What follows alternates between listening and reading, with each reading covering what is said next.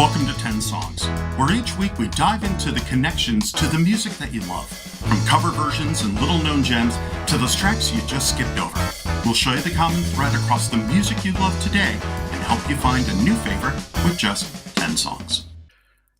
Hi everyone, welcome back to 10 Songs with me, Peter Rising, and my wonderful co-host, Stephen Rose. We are back to bring you our 10 Songs special holiday edition, part 2. We hope you checked out part 1 already. If you didn't, stop listening, stop watching, go back and check out part 1 right now. But we are back to share with you our picks for our Christmas songs, more poppy from me and a little bit alternative from Stephen. And Stephen, you're going to kick us off on this show with your number 6 choice, I believe. So I am, and I have a really interesting choice. This is one where it's not that the song is better than other songs, but it's so unique and so different, I could not leave it out. And what I love is about this artist, this is a man who played Count Dooku, who played Dracula, who played Saruman, who was in the British Secret Service and killed Nazis in World War II, and is just an all-around badass, Mr. Christopher Lee. The man with the golden gun. Yes, and the man and was in James Bond, Man the Golden Gun. I mean, how much more badass could you get than Christopher Lee? Plus, he's got a freaking amazing voice. So what's really cool is he did back in the 80s, he did a metal album. But it was Charlemagne by the Sword and Cross. It's a symphonic metal album that he sings with his deep voice, and it's just freaking insane. And even did a follow-up called Charlemagne, The Omens of Death. In 2013, on his 91st birthday, he was given the Spirit of the Hammer, the Metal Hammer Golden Gods Award. But what I love is in 2013, he did his own version of Jingle Bells called Jingle Hell, where he sings alternative lyrics to Jingle Bells while somebody sings Jingle Bells itself back and forth. But his voice is so powerful that it just grabs you and forces you to listen. And he really does an amazing job. And this is such a surprise. Most people don't think of Christopher Lee and Christmas at all, because Christopher Lee, although I hear an amazing guy and a great gentleman, did that. There was a great story from Lord of the Rings when he was shooting. When Peter Jackson walks up, he says, okay, you're going to do this with a knife, and I want you to imagine the sound of what it sounds like when a knife is going into someone's back and killing them. And Christopher Lee says, I don't need to imagine. After killing Nazis in World War II with his League of Gentlemen, whatever it was. So yeah, Christopher Lee is like the original badass, and it seemed odd not to include him in this list, just because so many people don't know that Christopher Lee did this and actually has some really amazing metal stuff. So in my tip of the hat to metal and a slightly darker Christmas, I'm picking Jingle Hell by Christopher Lee from 2013. Any thoughts on this? Yeah, somewhere in the back of my mind, I think I'd heard this before. I think I knew about it, but I'd maybe forgotten. So I was thinking, hang on, have I heard this? But regardless of whether I had or hadn't, I just think this is absolutely tremendous. It really is sensational. I'm with you. I think Christopher Lee is just an utter legend. The characters he's played, the life that he led, and this, when you hear it with that deep booming Christopher Lee voice, is just Jingle Hell. As he does it, I can't even come close. Yeah, just amazing. So an odd track, a quirky track, but one that most people don't know but will be surprised. And some of you that are a little more metally will go, hell yeah. So let's listen to Jingle Hell by Christopher Lee from 2013. All righty, Peter. How are you going to follow that up? How are you going to top Christopher Lee with your number 6 track? The only way I could possibly top Christopher Lee is with the king himself, Elvis Presley. Elvis Presley. Yeah. And what are you picking? Blue Christmas? Of course. What else could it be? It's Blue Christmas by the king himself, Elvis Presley. What a voice. What a song. I'm a big Elvis fan. I wasn't always a big Elvis fan. I met a very dear friend in the early 2000s, and before that, I wouldn't have said I was an Elvis fan, but he was a huge Elvis fan, and over time, he influenced me and got me into Elvis. So I was educated on just how great Elvis Presley was, and learned more about him than I'd known previously, and I started to appreciate him. But Blue Christmas. And let me ask you: did you see the movie, and what were your thoughts on it? The Baz Luhrmann. I have not seen the movie. Oh, okay. I'd like for you to watch it and tell me. I've seen it, but I'm not going to share my thoughts on it until you've watched it. So it's really well done. I enjoyed it very much.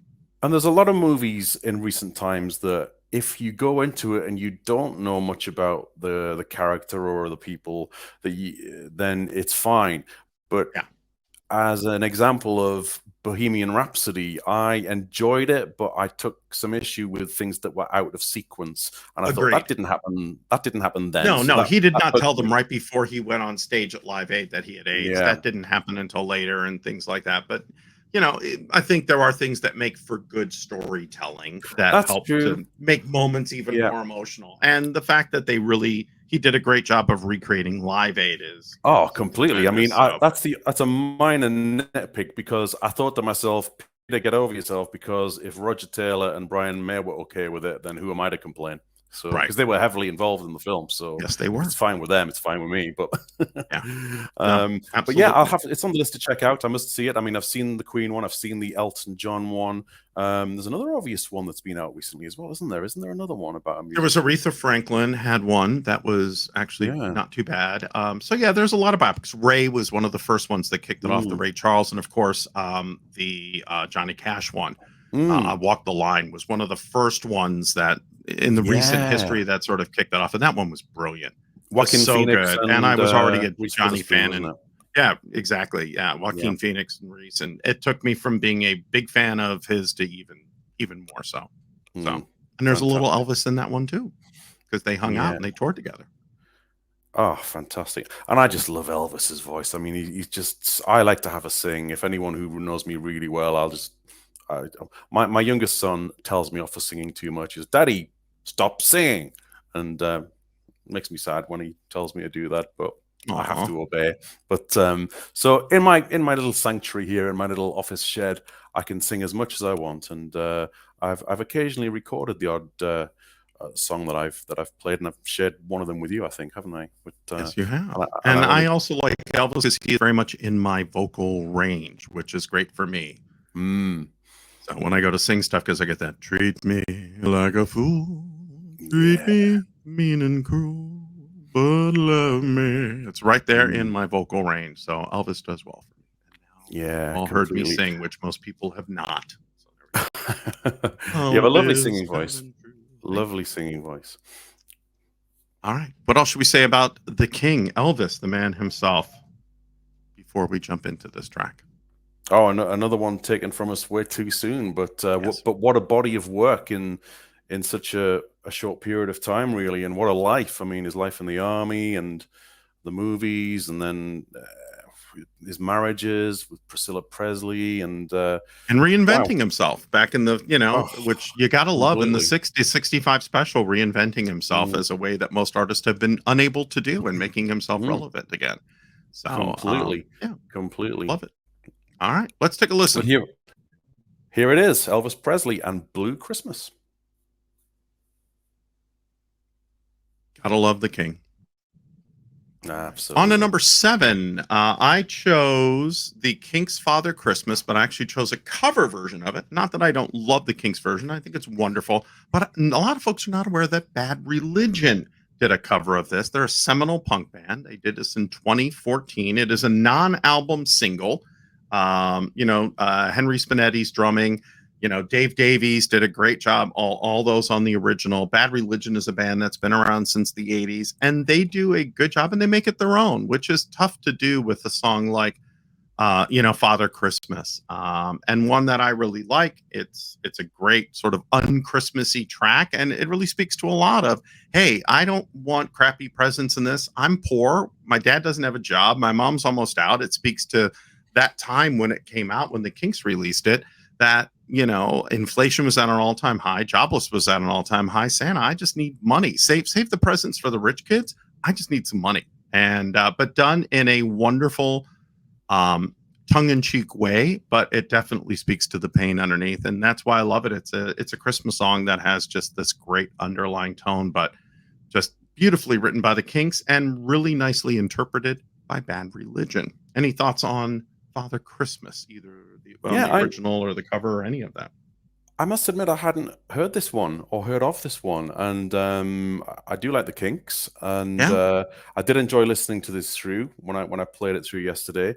I have to admit that I can't remember it now. I'd have to press play to recall what it sounds like, but I recall that I did enjoy it. So that's pretty much all I can offer, but we're going to have another listen to it. So let's take a listen to it, and then we'll come back with Peter's number 7. My number... Is it my number 7? Yeah, that's right. I think it's your number 7 next. Yes, it will be your number 7 because I'm going first this series. All right, so let's listen to Father Christmas 2014 Bad Religion, cover of the classic Kinks song. All right, Peter, we're back with your number 7. Number 7, yes, and this one is by a British artist who I don't think you'd heard of. It's a guy called David Essex. Who I've heard of him, but I don't know much by him. He was very big in the UK and overseas and in Europe, and he never really, I don't think he hit it that big here in the United States. I may be wrong. He may just be outside of my scope of interest and knowledge. So why did you pick the song and tell me about the song? Well, this is pretty much almost a throwaway entry as such, because I don't really know or can comment on any of David Essex's other body of work, but this is a song that is a classic Christmas song here in the UK. It's one of my wife's favorite Christmas songs. She loves it, so I had to put it in for her. And it's really lovely. It's got a really lovely melody, and it was only a winter's tale, just another winter's David Essex, he's the guy who did Rock On. And I know, hey kids, rock and roll. Okay, so that one I know. Yeah. All right, and I know. Okay, and which track are we talking about? A Winter's Tale. A Winter's Tale. Called. Okay. And I've probably heard more than I realize of David Essex, but this is one that just is a pure Christmas song. It's probably not as well established as some of the more played Christmas songs in the UK, but I think most people would probably know it over here. And I just think it's a really nice little slow paced, quite romantic. Makes you think of having a little stroll with your wife or your girlfriend, boyfriend, significant other, whoever it may be, someone who you love and care about, on a snowy winter's day in a park. Imagine, I don't know, Central Park, New York City, something like that. That's what I envisage. And if you had this playing to your movie, if you like, during winter time, this is probably a song that I would have playing for a big important moment in my life. If I was having the movie of my life, so that's the biggest testament I can pay to it. I love that. So let's listen to it. Song I'm not familiar with. I think some of our listeners may or may not be familiar with. So let's take a listen to it. So walk us into it, Peter. Yeah. So here we have David Essex and A Winter's Tale. All right. We're at number 8. For me, I picked 1982 Christmas Wrapping by the Waitresses. Also banned from Akron, Ohio. We were talking about Chrissy Hind earlier. And I love the song because it's told from the perspective of this single woman determined not to participate in the exhausting holiday season after a year so busy she's been unable to go on a date with a man she met months ago. Preparing to dine alone on Christmas Eve, he's there in a grocery store, and it brings her year to a very happy ending. But what I love about the song, and the Waitresses had 2 hits. They had I Know What Boys Like, and they also had Square Pegs, which was the theme for the TV show. And I found out, and I didn't know this, the Spice Girls did a cover of this song back in 1998, which I think folks in the UK may know. But what I love about it was almost rap. They were looking for something that was a little funkier. This is in the very, very early days of rap, because this is 1991. And what's great about it, they were listening to things like Christmas Wrapping by Curtis Blow, that the bass line, there's a female bass player. Unfortunately, I didn't check out what her name is, but the bass line on this song is the funkiest, just boom, boom, boom, boom, boom, boom, boom, bass line. absolutely amazing would, give Nile Rodgers, must have heard this and went, crap, I wish I would have written that. Just a great bass line for the song. It's very catchy. It's Christmassy. It's holiday-y without being overly Christmassy. It is female empowerment. Hey, I'm busy. I'm unable to do this stuff. I'm working hard, going through life. And I love it. It is so different than all other Christmas songs. And it talks more about, hey, finally meeting this person you've been wanting to meet all year and have had an excuse why things couldn't happen. And things turned out well. And they ended up meeting and finally getting an evening together to this great funky bass line, kind of double click guitar. And what's great is even though it's 80s it doesn't sound dated. When you hear it now, it still would work. I could imagine Gwen Stefani or someone like that singing this today and it coming out without it being too different. So I think it stands the test of time and it's a great holiday song. So I'll leave it at that. Your thoughts? Yeah, I know this one. I love this song. It's very catchy. It just makes you feel cheerful. Yeah, great horns in it too. You got funky bass, great horns in it. I mean, really well thought out and definitely not kind of a throwaway, considering the quality of this song and some of the other stuff they did, it's amazing they didn't become bigger than they did. But this song is done very, very well for them. I know it was, it did pretty well, in the charts and it continues to. And they actually just did a remastered version of it a few years ago, which is the version I put in my playlist. And it also featured in the Gavin and Stacey Christmas special. Oh my God. I'll be watching that later on now. I have to. Yes, absolutely. So here we go. So Christmas rapping, get it? Rapping, WRAPPING, rapping.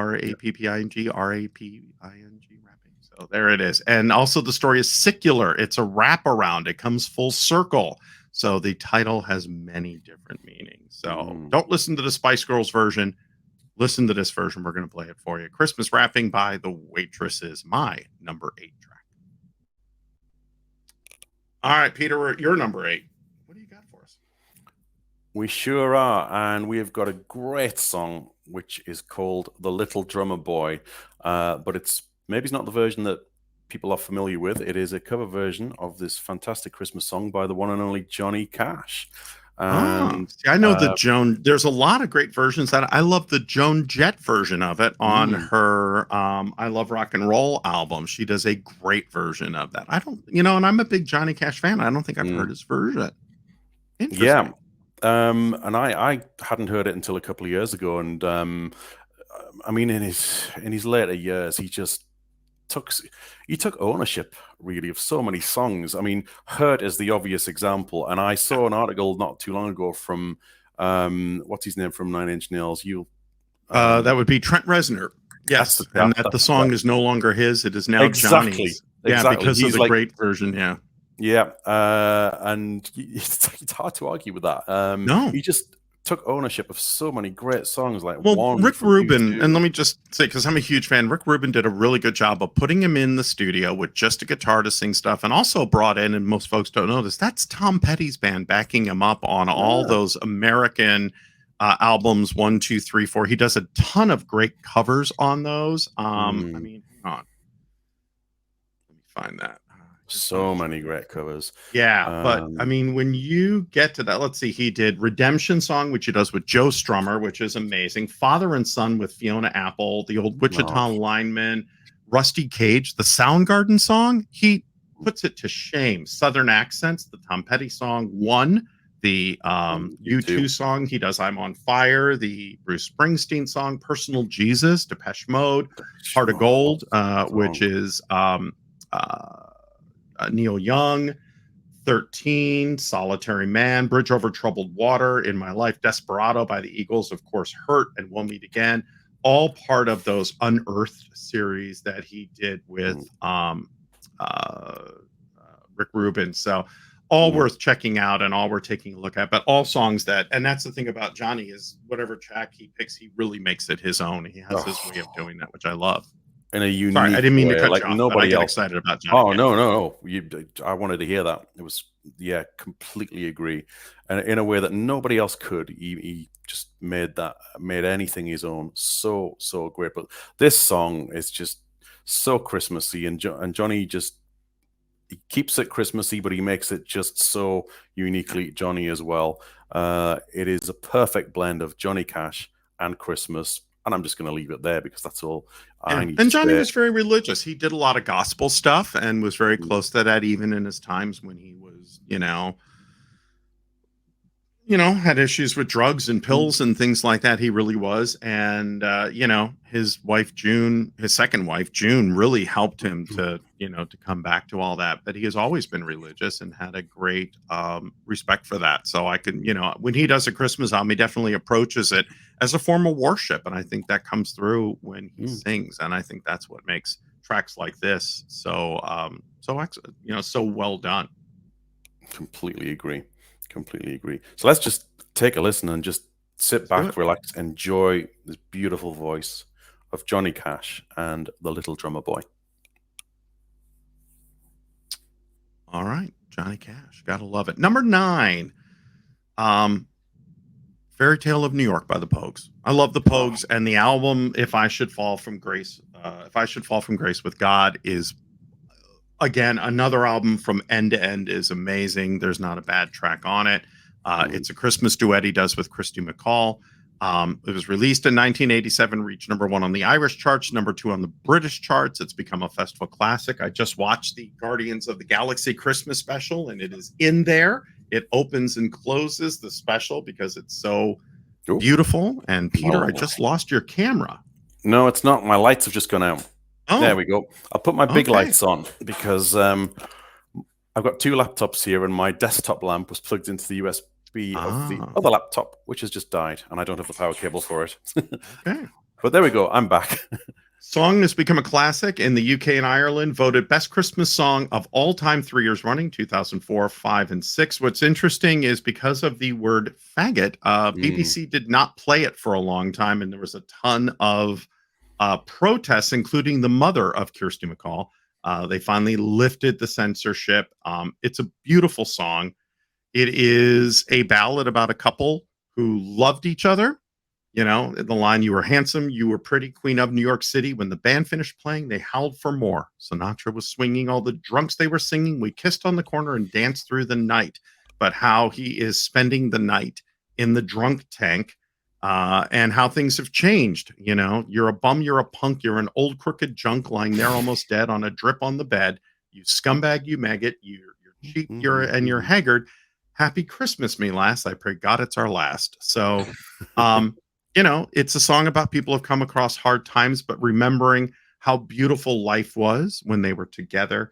It is a beautiful song. The chorus, the boys of the NYPD choir were singing Galway Bay, and the bells were ringing out for Christmas Day. It's a beautiful song. There are some great classics. There are some great covers of this by No Use for a Name and a lot of other punk bands, but I have yet to find a cover that is better than the original by Shane and Kirsty. And sad stories about all of them, about Kirsty, Shane, and his troubles with alcoholism and the rest, and Kirsty, but a band that ended too soon, but a brilliant band, the Pogues, and they left us with a song that is unlike any other Christmas song I've ever heard, I think, except for Tom Waits. Hang on. Right. I don't remember what year it is. Yes. I think the only song that comes close to it, and it almost ended up on my list, is Tom Waits' Christmas Card from a Hooker in Minneapolis, which I love. And it's an old track, but it's a great one. And that came out in, what year did that? Let's see. I'm trying to get to the album. Go to album. Here we go. That was in 1978. A similar song that's just very, very sad and all that. And I wonder if maybe they heard that and loved it, decided to kind of make their own version of it. There could be, I'm sure, an interesting story there. But yeah, Fairy Tale of New York. I can't say anything more about it. Peter? You said it all, but a song that just is timeless at Christmas. It's always played every year in this country. It's sang on karaoke's in pubs, and it's just so loved and fondly thought of. And It's just unique. It's just It's absolutely unique. haunting. It's unique, but It it's is. also haunting in many, many Mm, ways. The lyrics really kind of affect you when you really listen to it. So, yeah. and the And and the Kirsty, Irish whistle is amazing through it all. It keeps that Irish feel. mm, and Kirsty McCall no longer with us, right? No, She passed no, away. Kirsty and Shane are both gone. So yeah, Shane as well. That's right. I'd forgotten that fact. Wow. with all that he was Um, drinking, it's amazing he lasted as long as he did. yeah. Did not exactly have the healthiest lifestyle, and probably the worst teeth in rock and roll. Yeah, absolutely. But what a character. Yeah. And What amazing songs, so many great ones. Thousands Are Sailing, Fiesta. So many great, great, great tracks that he did, and really brought Irish music to people, pop versions of Irish music that for folks who never would have ever listened to it, and mm. did some amazing stuff. So yeah. All right, let us listen to Fairy Tale of New York, 1987, from the album "If I Should Fall from Grace with God" by the Pogues, featuring Kirsty McCall. All right. What are you going to do to bring us out of that melancholy moment, Peter? Oh, I'm actually going to uplift us with a very Good. cheery Christmas song by the second Beatle in our list, and it's Sir Paul McCartney with Huh. Wonderful Christmas Time. And it is such a cheery Christmas song, It though, is. isn't it? Um, and I love this one. This is one that you hear all the time when you're going around doing your Christmas shopping in the malls. It's always getting played this time of year, and it's always welcome. It's one that I never get tired of. Or I couldn't get tired of anything Sir Paul does, because he's just like his dear departed friend John Lennon, just an absolute legend of the music Yes. business, and we're very, very proud of him There indeed. are a So, lot of covers of this. I'm seeing the Shins, Jars of mm, Clay. Demi Lovato does a cover of it. yeah, Chicago with Dolly Parton did a cover of it. right. Pentatonics, Bare Naked Ladies, Hilary Duff, Hanson, Mm, Bop. There we go. bop. Right there. Yes, the Bop folks. Helix. Yeah, a lot of covers, but I agree. The original Straight No Chaser, the original of this is just, again, very timeless, really well done. I love Mm, Paul. I happened to see Paul McCartney this year, which was awesome. I'm glad I had a chance to. But it's a yeah. great poppy track, and it's a feel good track on many levels without being overly sugary. Hmm. When you saw Paul McCartney, am I right in recalling that it was the tour where he had Bruce Springsteen come out and I was not at that show, but yes, that was his most current tour. And for right, right. me, it was the moment to see him play Blackbird on his Oh, guitar by himself, in yeah. front of all the people here in Seattle. And for me, that was one of my checklist moments. See Paul Mm, McCartney play Blackbird live on a guitar, and had a chance to do it. And he is getting would it older be and he will not be with us forever. But when he mm, does, I have that moment. So I'm happy. yeah. Would it be fair to describe that moment as haunting? Would you describe that Oh track as? no, Was it that a was good word it for it, or? was it was very emotional. Again, one of Mm, those moments, much like I talked about with the Cocktail Twins, where I closed my eyes and mm, really listened to it and felt it going through me and heard the guitar strings squeak. And it mm, was a beautiful, quiet, still moment of listening him do that. And mm, it's such a beautiful song. And it was three-dimensional at that moment. Is probably the best way to put it. It went from being a two-dimensional song, which I'd always loved, to something that had now breadth, depth, and width to it, and heft, by hearing it live. So mm. it brought it to a new level for me, and I love that. And that's what live music can do, is it Oh, can add completely. that third dimension to something that you enjoy, and it gives you pleasure. So I love that. Yeah. That bit at the very start of the song, speak to me technically about what instrument would that be? That bow, bow, bow, bow, bow, bow, bow, bow, bow, bow. What would do that? I Is that don't a know what that is. synthesizer of It's a some sort? synth of some sort. Yeah. It's definitely a synthesizer, which they've just put a delay, an echo on, is what they did. Mm. So it's definitely a synth sound, I but love that. That is really love that. But I'll look into it and learn more about it. But let's listen to it. So let's listen to Sir Paul McCartney. Isn't he our second? He is our second Sir on the list, because Sir Christopher Lee was also knighted. So we now have indeed, indeed. two And I knighted. think had he still been with us, I think John Lennon certainly would have been John as well. Lennon certainly would have been. He would have been our third for sure. So Yeah. but yes. All right. Here we go. So Paul McCartney and simply having a wonderful Christmas time. Love it. Poppy. It makes your head kind of go like this. It does, doesn't it? Yeah, you can't help it with head tilting. Yeah, like the Muppets would have done a great version with that when they they so would, wouldn't they? It would have been a good Muppet thing. Can you picture that? I can't. That's exactly it. I can picture it. That's why. All right. For number 10, I decided to go back to the song that kind of started it all in my mind for how do you take something that's a classic and move it forward and bring it modern. And I think nobody did that better than when David Bowie and Bing Crosby got together and did the crossover of Peace on Earth, Little Drummer Boy. It's funny because Bowie said, I won't sing that song. I hate that song. I'm doing the show because my mother loves Bing Crosby. The writers found a solution, craft a counter medley that Bowie could sing while Crosby proceeded with Little Drummer Boy. And it all happened rather rapidly. Like within an hour, they wrote it. And Bowie loved the medley, called on Peace on Earth, and the rest was history. Bowie was 30 when it was done. Crosby was 73. And his daughter, Mary, remembered David opened the doors with his wife, both wearing full-length mink coats, matching full makeup, and his hair was bright red. Now, they did do the recording of that in black and white, so you don't see the red hair, but David was very nervous. But what's interesting is Bing Crosby sat down with David at the piano, and they started noodling, and Bing Crosby said this. He realized at that moment that David, it was an amazing musician, and David realized that Bing Crosby was as well. And you saw them relax and have a great respect for each other and go through it. And this really was the beginning of how do I take something classic and make it modern and bring it together and have someone like David Bowie doing it. And although I would not normally put this in a top 10, I think there are other songs that I enjoy listening to more often. I think the importance of this song is being, 1977 and one of the first big hits that had this crossover appeal of old and new and said, hey, you can take something and you can make it your own and mix it up the way that they did. I think really says a lot to really set up all of our other artists for being able to look at Christmas songs differently and be able to get away from just the standard traditional track. And that's why I picked it. Yeah, I agree. It's not a collaboration that you necessarily imagine happening, is it? But it does work, and it's beautiful.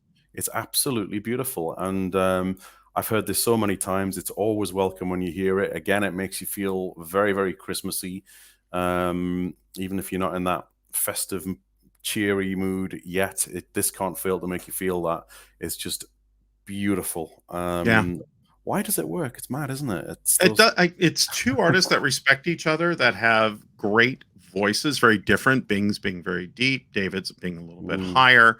But much the way how Under Pressure with David Bowie and Freddie Mercury works is their voices are different, but they interplay and weave back and forth so well, where they can hit the middle is the same for them, but Bowie can go higher, Dave can go lower, Freddie could go higher, Dave could go lower.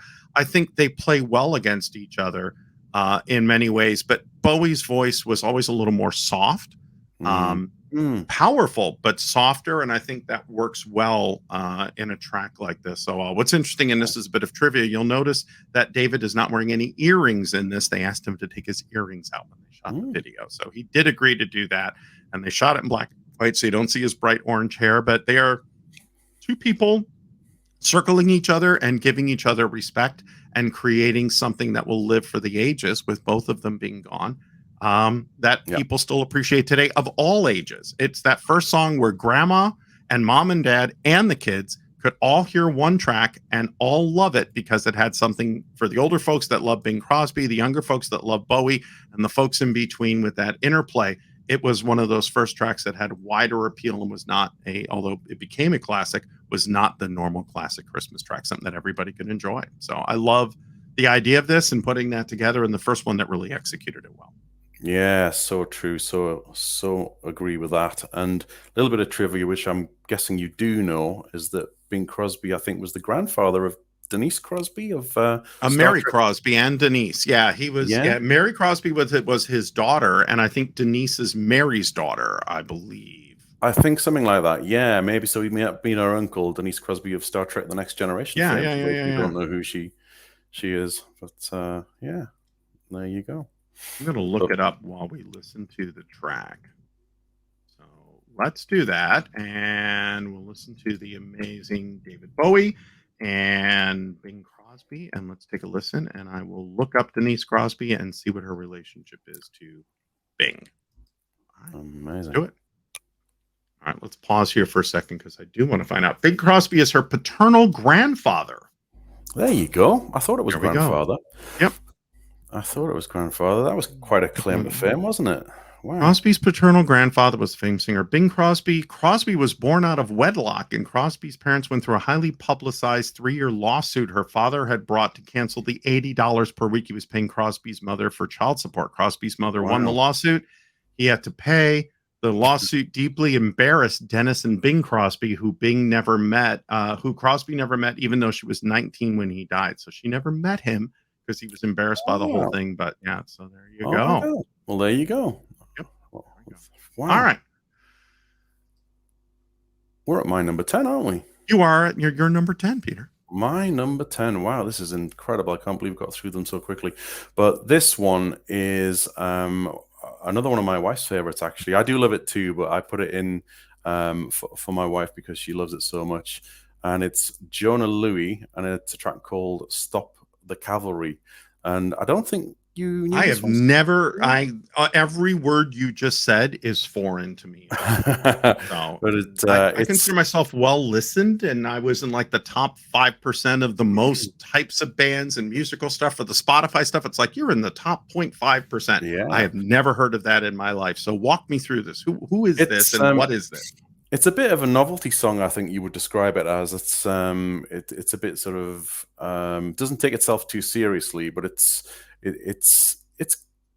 just got something about it. It makes you happy, and it's got a nice little cheery beat, and it goes boop boop boop boop boop boop boop boop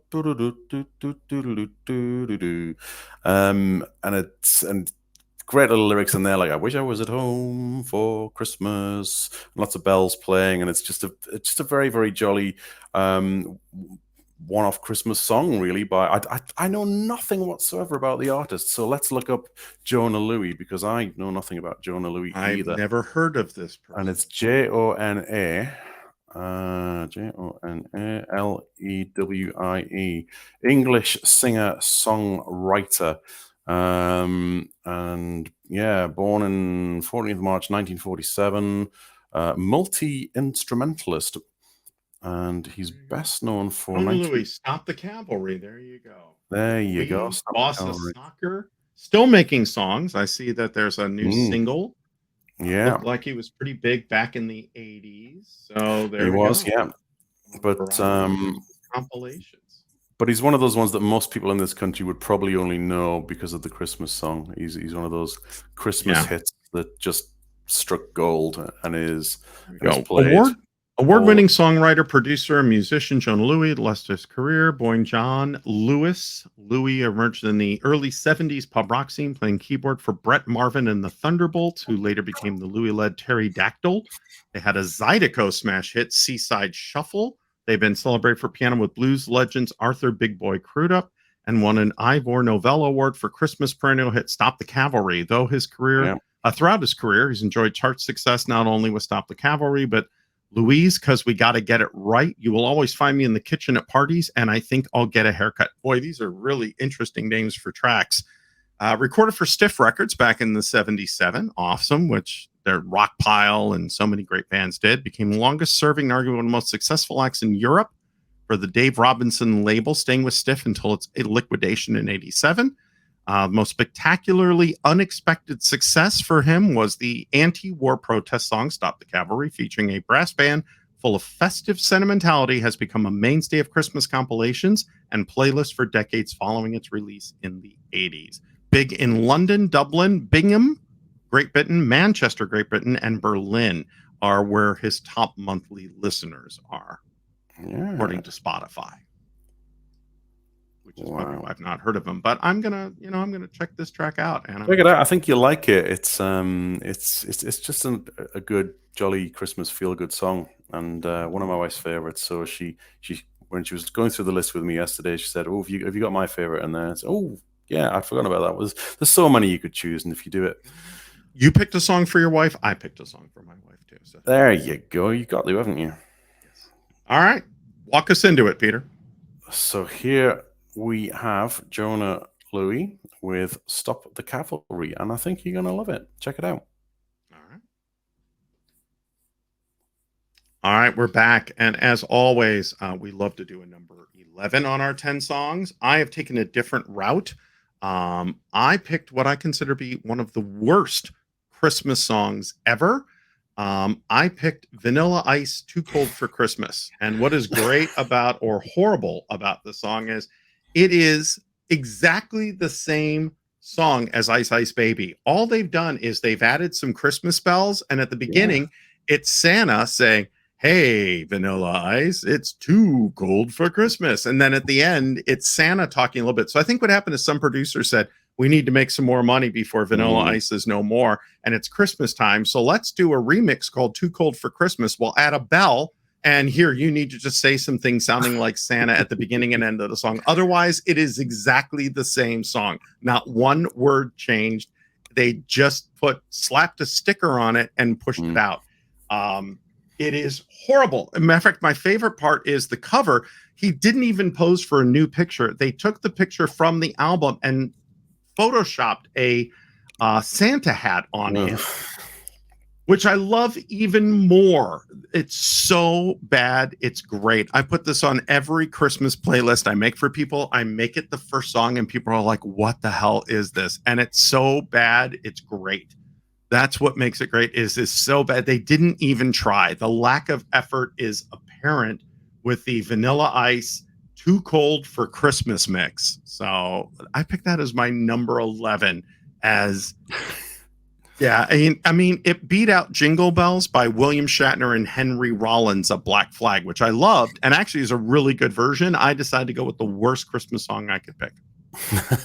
I'm glad you cleared that up for me, Stephen, because when I saw it on the list, I thought, I didn't know Vanilla Ice did a Christmas version of Ice Ice Baby. So I listened to it and this is just exactly the same with a few things.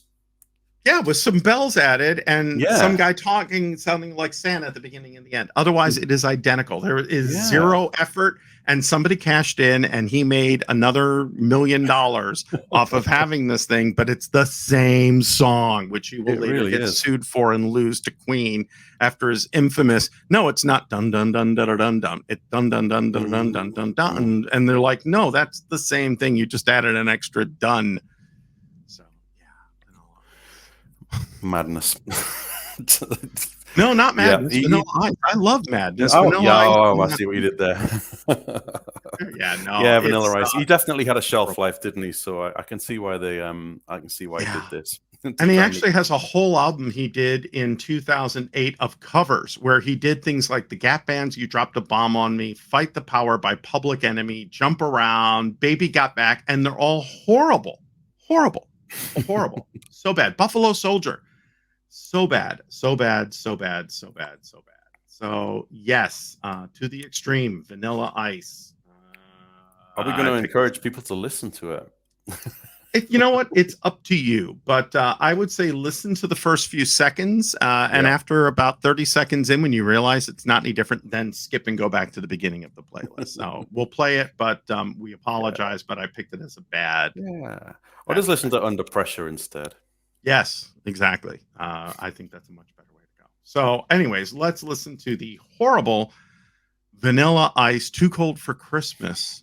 Horrible, worst Christmas song ever, but I may be wrong. I encourage all of you out there to tell me what you think the worst Christmas song is. If you can find one worse than this that has had less effort pushed in than this one. So let's listen. Good idea.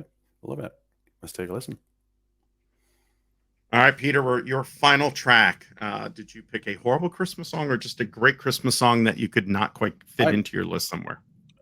The latter. I didn't think of picking a horrible one. I really wish I had now. That's fine. I picked one that I do love. There are some surprising facts about this artist that really I wasn't aware of. But let's get to it anyway. The artist is Shakin' Stevens, who I don't think you had heard of. But born, I've got his wiki page open, and I've learned a few facts about him. Born in March 1948 as Michael Barrett, known professionally as Shakin' Stevens, or more affectionately known as Shaky, as he was introduced. He's a Welsh singer and songwriter.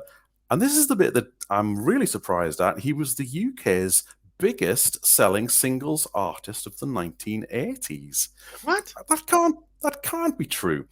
I want some verification of this. Yeah, I find this hard to believe. In the UK alone, Stevens has charted 33 top 40 hit singles, including 4 chart-topping hits, which are This Old House. These are all covers, really. Green Door, Oh Julie, and the one that is on this list, Merry Christmas, Everyone. And this is a well-loved, much-played Christmas song that you're going to hear all over the place this time of year. Snow is falling all around you, children playing, having fun. It's the season for love and understanding. Merry Christmas, everyone. Ringing any bells? No? No, I've not heard it.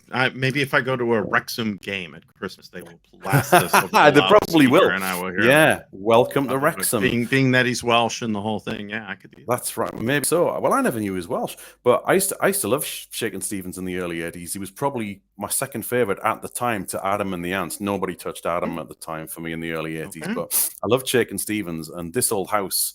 I've got a couple of his singles. I have got This Old House.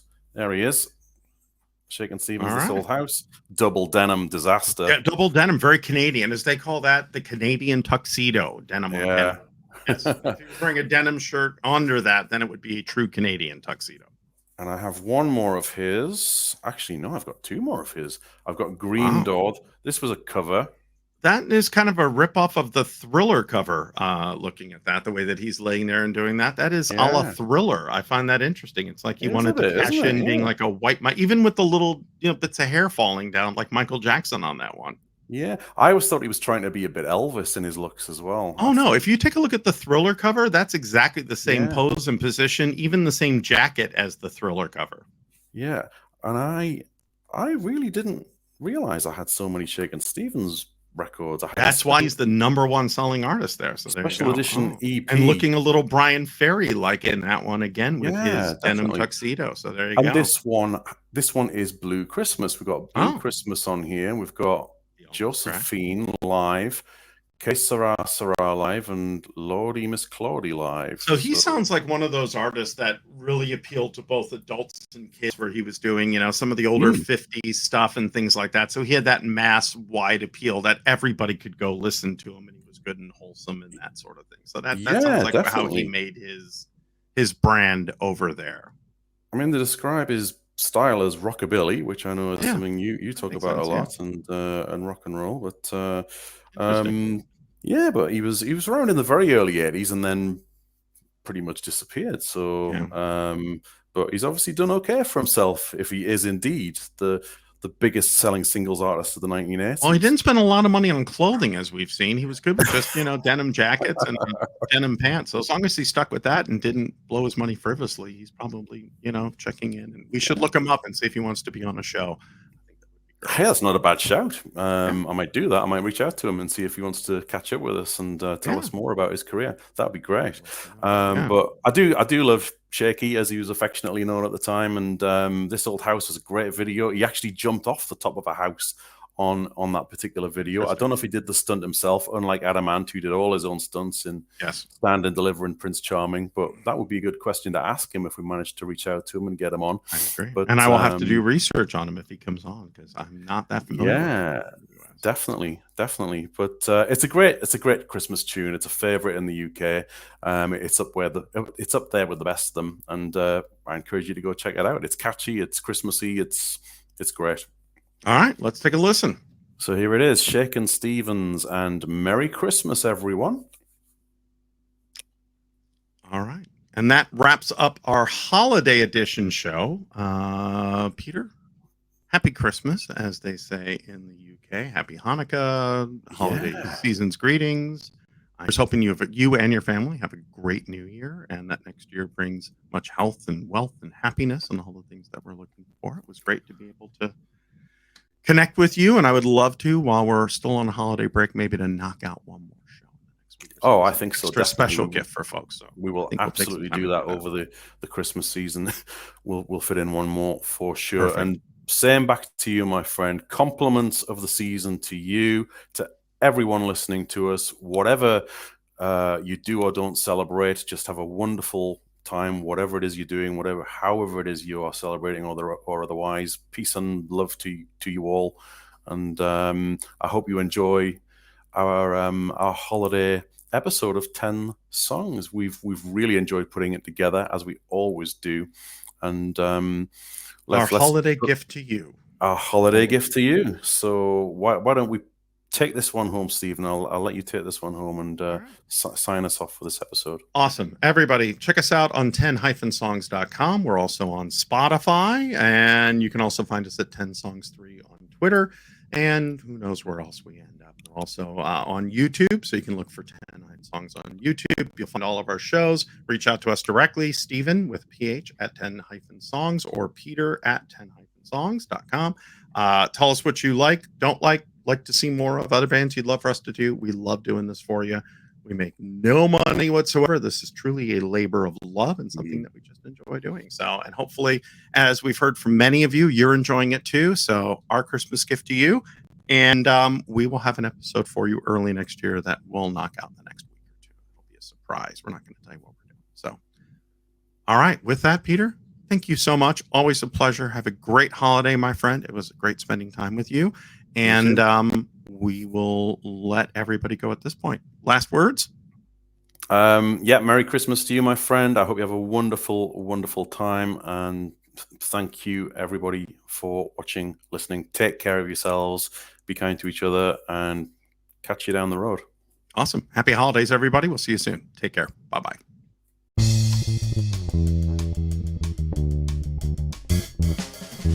Welcome to 10 Songs, where each week we dive into the connections to the music that you love, from cover versions and little-known gems to those tracks you just skipped over. We'll show you the common thread across the music you love today and help you find a new favorite with just 10 songs.